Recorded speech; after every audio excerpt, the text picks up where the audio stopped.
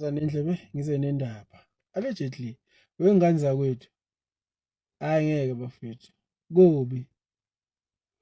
Kubi ingane zakwethu and into ebuhlungu kimi ukuthi during the 9 wasted years we were told ukuthi ubaba uMsholozi kwakuyena wayesiphethe at the time wayebulala umnotho walelizwe kwabalwa icorruption kwabalwa zonke izinto kweza omudisi kweza ofintshi oskepas noskepas kweza zonke lezi zinto lezi okwakuthiwa ama-rating agencies azosicindezela kule South Africa yethu under i-administration kaBaba uZuma.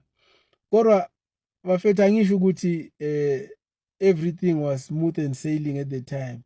Yes, we were struggling nakhona, but we were able to make ends meet. Hey manje bafethu kunzima ngazi noma niyabona yini. And then phezu kwalobu nzima obukhona kusa-edwa angali bafethu i-VAT increase le ka 0.5% ikhanseliwe. Kodwa manje yini le ngiyibonayo manje sekuthiwa i-petrol levy izokhuphuka ngo-4%. Phela we were paying i-R9.58 towards i-petrol i-fuel levy. R9.58. That money is going to i-government bafethu. I-government yethu isicindezelayo yona kulo petrol esiwuthelayo. R9.58.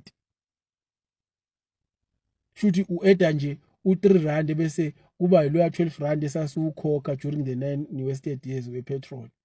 I think at the time i-petrol levy was around R2 during the 9 wasted years. Right now we are paying R9.58 right now. So njengoba izokhuphuka kusho we will be paying close to R12 towards i-petrol levy or i-fuel levy. Last year alone government made 730 billion from lama petrol esiwathelayo.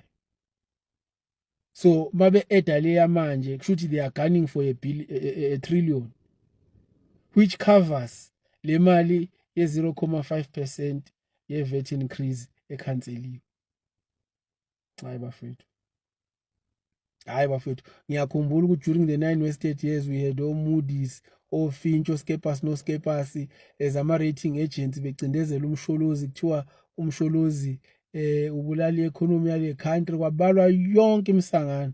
Bafethu yabona angisho ukuthi ngesikhathi kaMsholozi sasiphila kamnandi kodwa kwakungenjena kwakungcono kakhulu, we able to make ends meet. Yabona njengamanje mina ngazi ukuthi senzani. Baningi kakhulu abantu abangasebenzi, baningi kakhulu abantu abangenamali.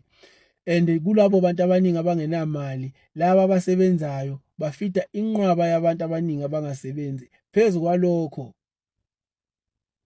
labantu laba abangasebenzi abahlele emakhaya phinde kube nezigebengu futhi ezibamba yona le fiwe esebenzayo.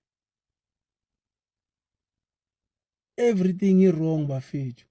Kodwa no one is coming to the front azobulisa ukuthi why izinto zi-wrong kodwa sithule. Kodwa during the 9 wasted years everyone was up in arms fighting against uMsholozi kodwa sasiphila. Hayi bafethu kwahleni. Hayi kwahleni bafethu. Asingaxhashazwa nje sibhekile engane zakwethu. Hayi ngeke bafethu. Ngeke. 4% petrol levy iveli iphezulu kumanje R9.58 shuthi izoba umalini manje. Almost R12 petrol levy. Phela that is what we should be paying for a liter of petrol. But now we'll double that. Shuthi sobhadala R24 for a liter of petrol.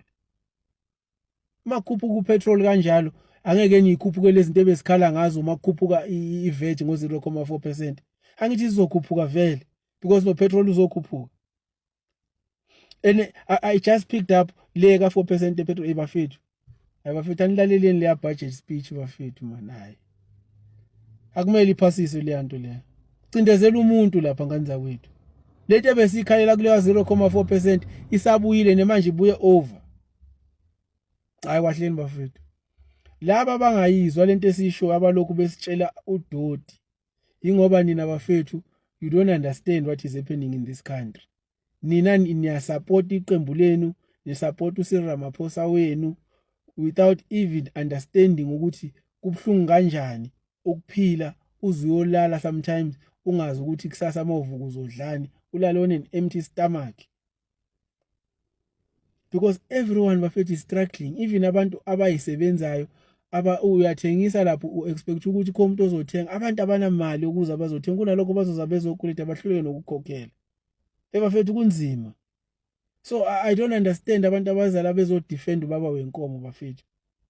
Uzodefend ubaba wenkomo, uzositshela ukuthi uZuma kwenzakalani, uZuma kwenzakalani, sibe sazi kahle ukuthi kwakuyipropaganda. Ubaba wenkomo sikhuluma ngento esiyibona ngosiba fethu. Lezi zinto ezayikhulunywa ngomsholozi akekho umuntu noyedwa ongeza lathi mina I can attest to this one. But lokho okukhulunywa ngobaba wenkomo siyakubona bafethu. Hayi ma South African niyangehlula hayi.